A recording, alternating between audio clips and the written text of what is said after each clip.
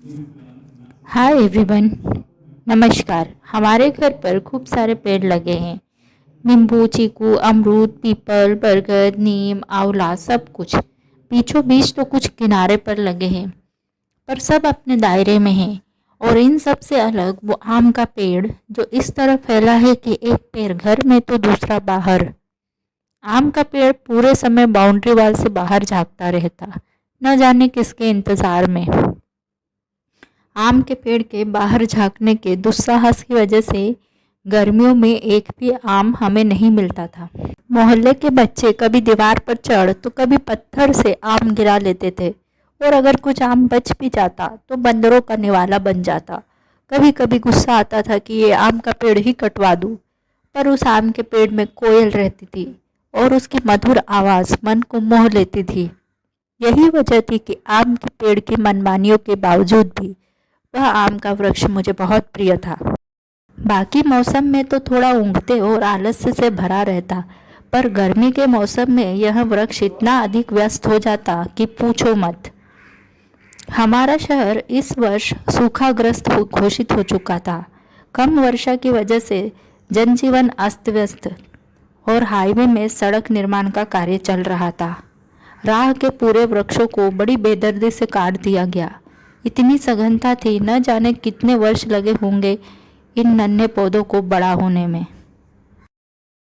School से घर आते समय पूरे रास्ते रुकी रहती, और जब घर पहुंचती तो अपनी बगिया को हरा भरा देख मन प्रफुल्लित हो जाता।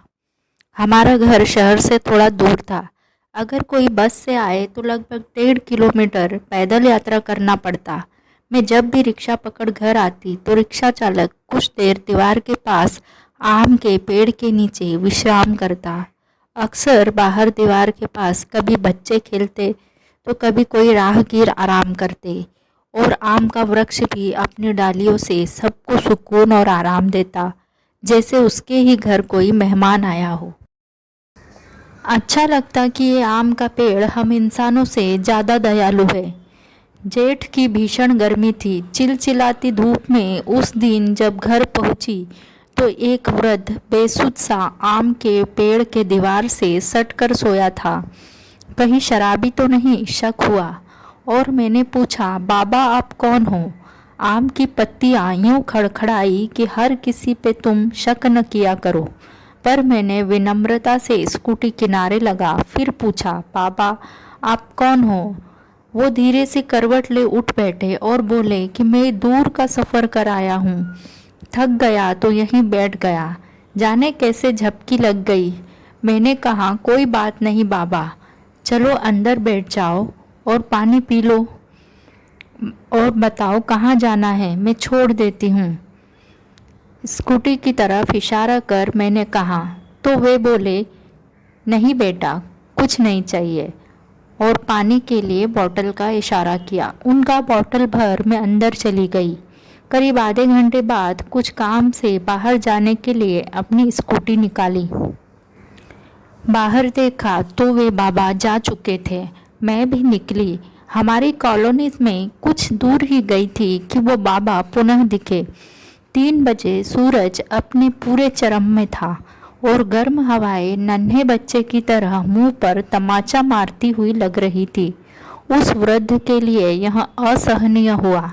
कुछ कदम लड़खड़ाए और पुनः एक गुलमोहर की छाव वाले बंगले के बाहर दीवार के पास बैठ गए। इससे पहले कि कुछ समझ आता उसी वक्त उस घर का मालिक निकला।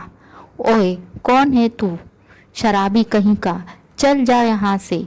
कहाँ कहाँ से चले आते हैं। मुंह उठाकर न जाने कितने अपशब्दों का बाण चला दिया। उस वृद्ध बाबा ने विनम्रता से कहा, बेटा गर्मी से व्याकुल हो गया था, इसलिए बैठ गया। इसी मोहल्ले में अपने रिश्तेदार के घर आया हूँ, कोई चोर शराबी नहीं हूँ। बस से उतरकर इतनी दूर पैदल चलते चलते कदम जवाब देने लग गए, इसलिए यहाँ पर रुक गया। और इतना कहकर वे आगे बढ़ गए। सहानुभूति के 2 शब्द कह मैं उनका और अपमान नहीं करना चाहती थी, पर उनका जवाब सुनकर भी उस घर के मालिक ने एक लफ्ज़ भी नहीं कहा और न अपने अपशब्दों के लिए माफ़ी मांगी। वो बाबा तो अपने मंजिल की तरफ निकल पड़े और उनके सामने से अपनी चमचमाती कार से वो आदमी भी। पर इस घटना से मैं बहुत दुखी हो गई थी। किसी के साथ कोई इतना बुरा बर्ताव कैसे कर सकता है। लगभग साल भर के अंदर ही उस घर की मालकिन चल बसी।